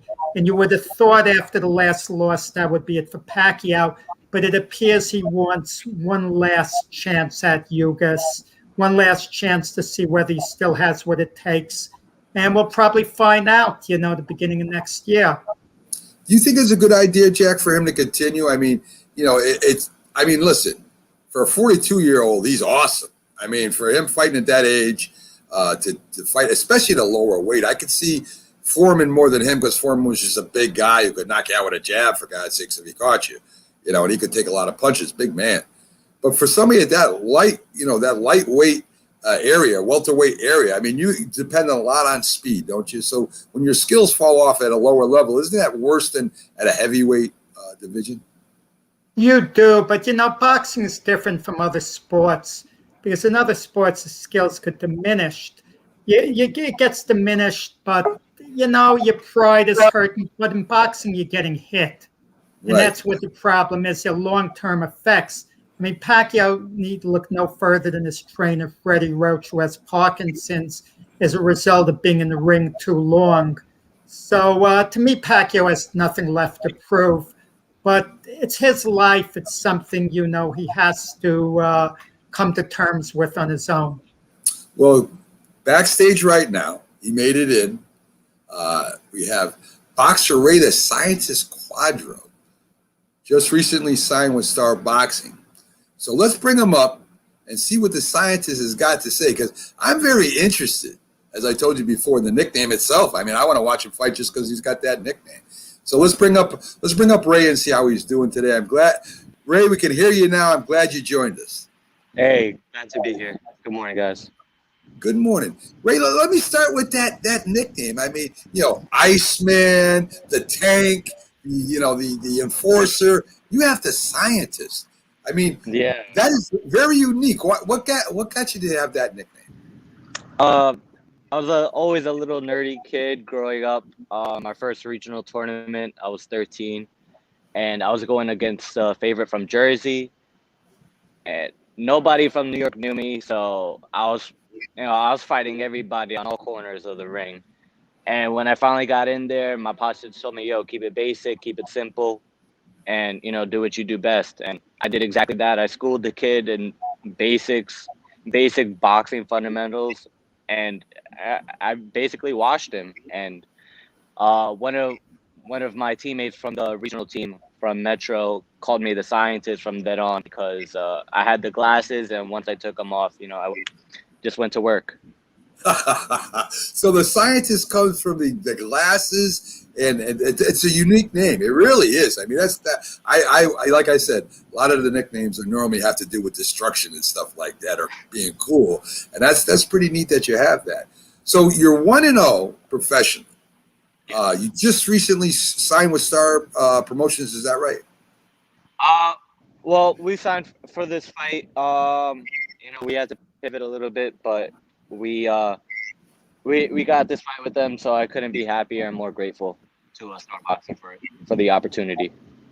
Is this going to be the September 4th at New York? Is that when you're fighting also? Yeah, September 4th at the Paramount. The Paramount. Any idea of who you're going to be fighting yet? Yeah, we signed the contract for an opponent about a week or two ago. We saw who he was. He's a very tough guy, never been down before, fought against some tough competition. So we're looking to be I'm looking to be the first person to put him on his ass and let him stay there. You go. But with the nickname The Scientist, people don't expect you to mix it up. They expect a master boxer, to live up to the image. Anyone signing to fight you, they see the nickname The Scientist, they feel they're going to have to come after you. What do you say about that? That's why I like that nickname. It's it could be deceiving at times where, the name of the game is hit and don't get hit. And I want to be in this for long term.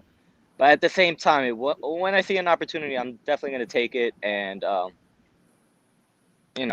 that's all there is to it. Do you consider yourself a counterpuncher, defensive fighter? Do you consider yourself just a boxer that goes and can be aggressive? Do you fight inside? Do you move around the ring? What do you do, Ray?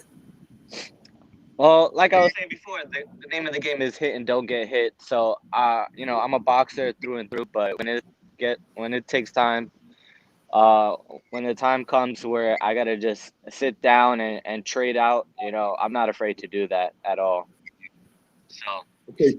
I mean, some of the boxers in history, Marlon Starlin, some of the great boxers, even John Scully to a point, were great counterpunchers. I mean, they came in, and when the guy came in after him, they kept pressure on him somewhat. But when they came after him, as soon as they threw that punch, whether it was a right or left, they were always coming in with counter punches and hitting them harder or more frequently than the other. That's how they won their fights. So that's why I'm asking you, as far as you consider yourself a really good defensive fighter? Is what I guess I'm asking. Yeah, definitely, and a counter puncher as that as well, because I'm always trying to stay active, always trying to analyze my opponent, and I take pride in being able to adapt to different styles very, very quickly as well. I don't know. Have you been to the Paramount before, Ray?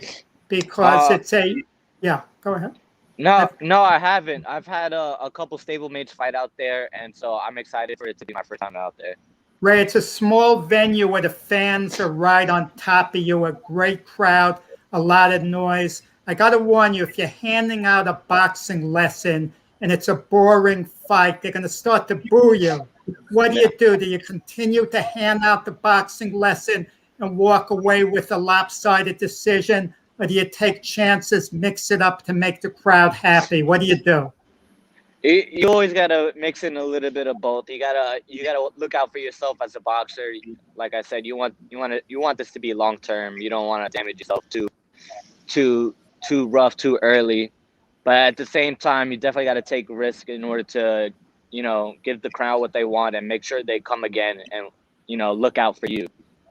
So that's the goal I have in mind coming September 4th at the Paramount. I read where you were a Golden Glove finalist. Was that in New York, Ray? Yeah, so I fought in the finals for the gloves twice. So I fought both in Barclays and in the Garden, and they all felt natural to me. So with that being said about the crowd being right on top of you, it's something that I'm already used to. So I'm just ready to do it all over again here in New York. How has COVID affected the career of young boxers like yourself? I would assume it's had to it's set back your timetable a little bit, I'm sure, and time has to be made up even though you're a young fighter. How has the COVID situation affected you?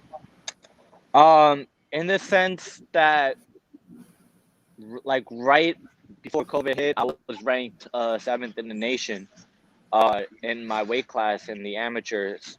So I was climbing a peak, and that's when I wanted to go pro right then and there. And then COVID hit, and but at the same time, it was giving me the chance to let my body rest after going from tournament to tournament. So it was a well-needed rest, but at the same time, I couldn't be more eager. Each day, passing day, I was ready to get back in the ring. And so now that we're here, now that things are starting to open up a bit more, I got to take every opportunity I can get. So Ray, the boxing world has changed a lot since I started watching it way back in the 70s. Jack has covered boxing for Boxing News for decades. It seems like to get it to the top today is a lot harder than it was back then, right? Because there's more promoters, there's more stables that want to protect their fighters and not let them fight the best qualified, the ones that may have a shot at beat him. So suppose you go on a little run here and you go 15-16-0, just say your next fights. What kind of plan does your manager have? Do you have a long-term plan about how to match as you're going along? Is there fighters that they want you to fight or certain stables that they want you to go up against where, you have not a quicker way to get there, but maybe an easier climb to where you get a shot at becoming a ranked contender sooner than later? Well, I got to thank my team first and foremost for giving me this opportunity right here and now. Moses and my pops, they've been with me since I was a kid. They see me grow up. They've always looked out for me, done what's best for me. So, God willing, I do those 15-0, 16-0, get a chance to fight the best. I'd say I'm ready for that. I've always been in pro training camps, getting paid for pro sparring with top contenders, with people who have been world champs at certain lightweight divisions. And so, and I've given them a fair scrap. They've always called me back for more sparring. So that's always a good indication that I'm on that level right now. Are you looking? I mean, it's still really early. I mean, right now you signed with Star Promotions for this fight, you said. Are you looking for a permanent home anywhere yet? Or are you just going to sign for fights with whoever's promoting fights to get as many fights under your belt as you can? Yeah, well, like I said, I'm leaving that up to my team, and we're going to take every opportunity we can get to continue climbing the ranks in the division that I'm fighting at. So we want to make sure that we get every opportunity. We look at every opportunity and look what's best for us as the team, and just climb forward from there. Who's your favorite fighter of all time, Ray? Of all time, I'd have to say Floyd Mayweather. Yeah, Floyd Mayweather. Current active fighter has to be Lomachenko. Again, both of them have a hit and don't get hit mentality. Very defensive, but still very active in the ring. And I can't take anything away from either one of those fighters in the ring. And so I always have to make sure I study them. Does Lomachenko beat Lopez in the rematch? In a rematch, I believe if anything in that first one it was a draw, but people see it different ways. So I would look forward to a rematch. Let's see if that happens. Lopez still has an opponent to get past first, and I do believe Loma has something set up in line for December. So hopefully they can get those things out of the way and see each other again in the rematch. Before you came on the show, Mac and myself were talking about judging in boxing. Does that ever scare you? You're in a fight. It's somewhat close, but you absolutely won the fight. And then you have to worry about the decision coming down. How big a concern is that for you? It's all about confidence at that point. You did the best you could do in the ring, but you got to make sure you did the best you could do. Like I've always said, the fight is in the gym. It's not in the ring. It's in the gym. So you do your best in there. You're gonna do your best in the ring, and you can't leave it. You can't always leave it to the judges, because they could be seeing from a different perspective than you. But at the same time, you want to make sure that you show them, that you were there and you stamp your place as a winner. I think as a boxer, especially near the end of the fight, if there's some close rounds, and I don't know if you've come into this or not, I mean, you might have to pick up your aggression, even if you are ahead by the judges. I mean, your corner's got to be talking to you, right? I mean, it's close. You got to go for it now. Have you ever gotten that kind of thing, even in amateur? Oh, of course. There's always, especially at a national level, there's always tons of skilled boxers that you have to fight, and so you want to make sure that you do the best you do, and that's I would say from those national level tournaments, that's where I've grown the most, because you have to adapt quickly, but you only have 3 rounds in there, but at the same time you have to look at it as, okay, 3 rounds, 3 minutes, but you also have 180 seconds to adapt in each round and mark yourself as the winner of that round. So it's okay to give him 10 seconds. Don't give him 180 seconds. Have you ever had a fight where you feel the referee has harassed you unnecessarily, warned you a number of times for holding? When you know you're doing the right thing, you're fighting the right way, but you're being harassed, and it's kind of messing with you mentally. Have you ever had that in the ring? Tons of times. I would say there's a certain amount of judges out there that do what you said, that harass the fighters unnecessarily about whether it be holding or the way they're sticking their hand out. Not just to me, but to, different fighters. Everybody has a different style, and sometimes they just like to measure out, but some judges or referees tell them they can't do that. So the opponent with the gloves on isn't the only opponent that you're going to face sometimes. That's the truth. Well, Ray, I want to thank you for coming in. It's a pleasure meeting you. I love the nickname. It's unique as heck. One of our viewers says it fits you well. You look lean and mean. So good luck to you September 4th. We're rooting for you, and hopefully you're successful and continued success. Thank you very much, guys. And I'll tell you, Ray, you're really well spoken. We're rooting for you to become a world champion. You'll give boxing a nice, clean-cut image, which it certainly could use. Yes, it could. Thank you. I very much appreciate that. Okay, you have a great one, Ray, and we'll be watching the results from September 4th. We can't wait. Have a great day. Thank you, guys. You too. Take care. So there you go, folks. Ray the Scientist Quadro. Seemed like a good guy, Jack. Very impressive young man. Very impressive young man, well-spoken. You could tell he's very confident in himself, too. And, we're sincerely rooting for him to go places. Right. I guess you would have to, Pags, Google a name. Right now, he signed that one contract with Star Boxing. He's not there at their site, so it's not like he's part of the stable right now. So I guess you would have to Google the name, Ray the Scientist Quadro. September 4th is the fight, so I imagine the results will be in boxing. At least the Star Promotions, right, Jack? They'll have the results of the fights. Yeah, word will get out and follow his career as he goes along. Consider it like a journey, a long journey to the top. And we're rooting hard for him. Great image, great kid. Watching him now, you can't help but root really hard for him. No doubt. So let's get back to the boxing news before the show ends, Jack. Now, of course, in a lot of the boxing news, there's so many different boxers, so many different titles. So if I ask Jack a question, he looks at me like I got 2 heads. You understand why, because there's so much going on. But hopefully you know this guy, Jack. Unbeaten heavyweight, Zan Kuzitsky, 16-0, 15 knockouts, will be boxing on this card they have coming up.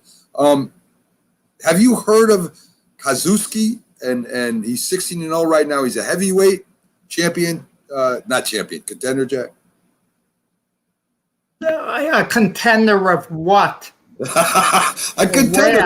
Where? Come on, Mac. Come on. He's 16-0. That's why I say. But there's somebody you got to look out for. I have to see the spelling of his name. I don't know you're saying it right. Kussutski. 15 knockouts. Another heavyweight coming undefeated, Jack. Cassius C.O.G. Chaney, Jack. Yes, Cassius Chaney. Okay, there we go. So I knew I'd get one. He wins a 10-round decision over Shondell Winters. Chaney 21-0 with 14 knockouts. So Chaney's been around a while, but when you have a 21-0 record and they're not looking to match you with any contenders, you kind of have to put it in perspective. I mean, some records aren't against the greatest opposition, and Cassius Chaney's going to have to step up at some point, in his career. Maybe it'll be soon. I don't know. Well, wouldn't the manager kind of try to protect him in the beginning? Even at 21-0, Jack. I mean, today that might be 5 years, for God's sakes. I'm not sure if it's 10 years. Eventually, you got to go into the pool, Mac. Yeah, very true. So they have some upcoming fights. Promoter Frank Warren, I imagine. Warren, great promoter from England. Yeah, Hall of Famer. Hall of Famer, yeah. Yeah, Queensberry. He's bringing a card, Jack, up for August 28th with 3 British titles, you mentioned, from England. And Nathan Heaney, Liam Davis, and Anthony Yarde will be fighting on this card. Now, I've heard of Heaney before. Is this card a thing that you would want to check out? It's on Fight TV. They also got and BT Sport. Is that something that you'd be interested in watching?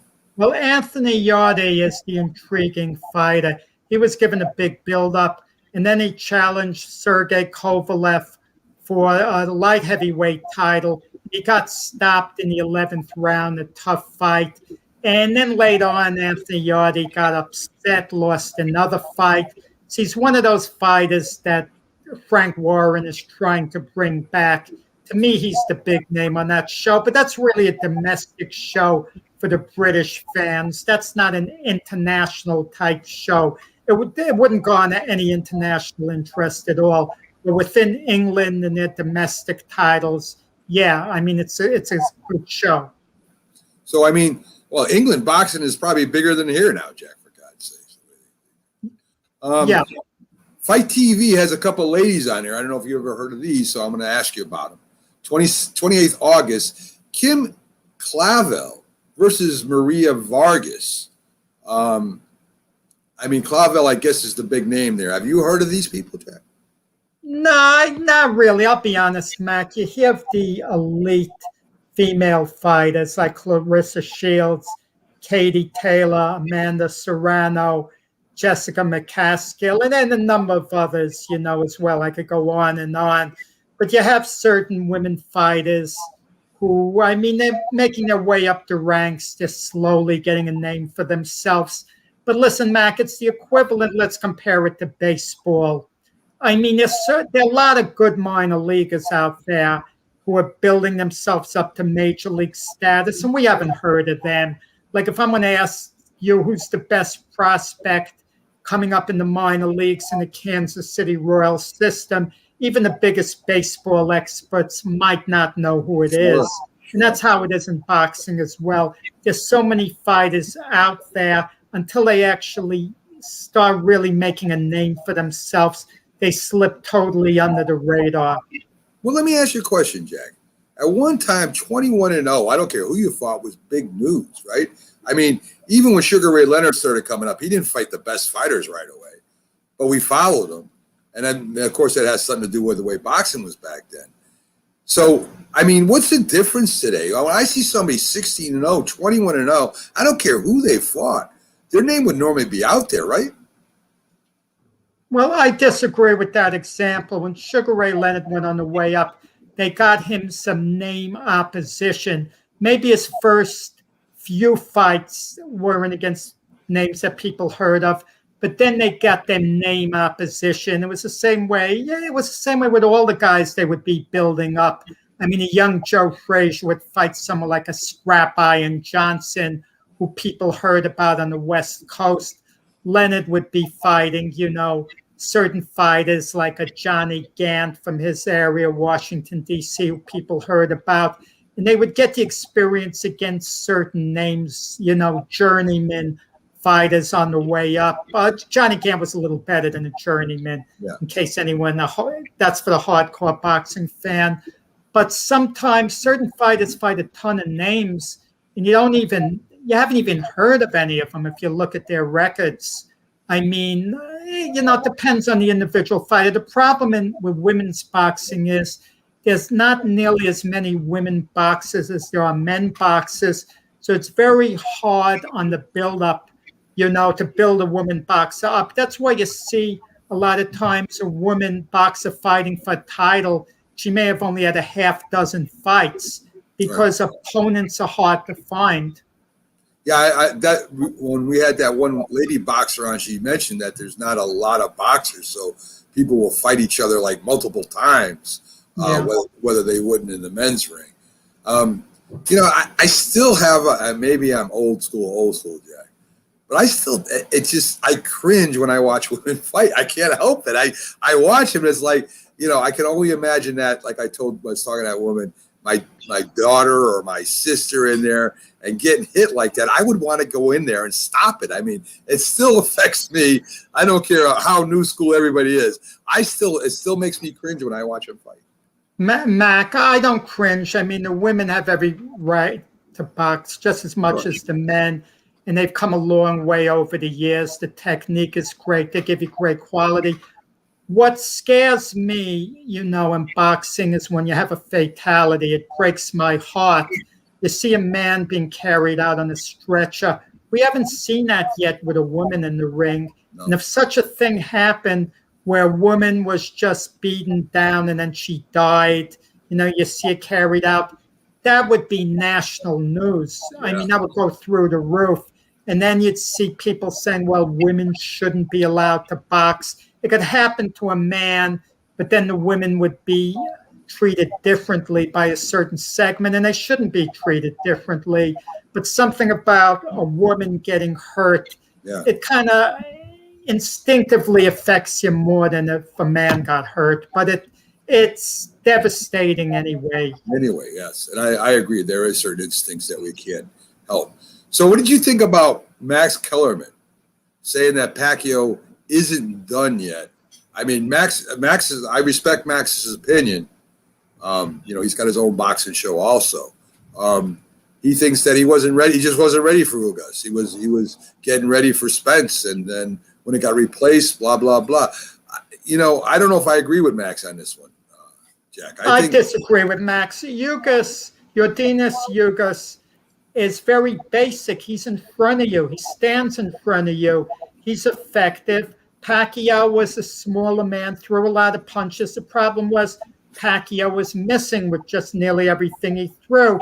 And Ugas was more efficient, landing cleanly, and that's why he won the fight. What can Pacquiao do different in a rematch? He'd have to be a little sharp. He's not going to throw more punches, not many more at least. He's not going to be busier than he was in the first fight. He'd have to find a way to land more and avoid getting hit a little less. And I think if Pacquiao were younger, a younger version of Pacquiao beats Ugas. At 42 years old, Pacquiao's still a very good fighter, but he's no longer a great fighter. Ugas is a very good fighter. Pacquiao's a very good fighter, but Ugas is just a teeny bit better at this point. And I don't know what Pacquiao could do that would be that much different. I agree with that, Jack. Well, folks, thanks for joining us. Made it through the whole 2 hours. Got our boxer come on, which was great. Ray the Scientist Quadro. Of course, Carter was on. Tomorrow, folks, we have Byron Williams, NFL wide receiver with the Giants.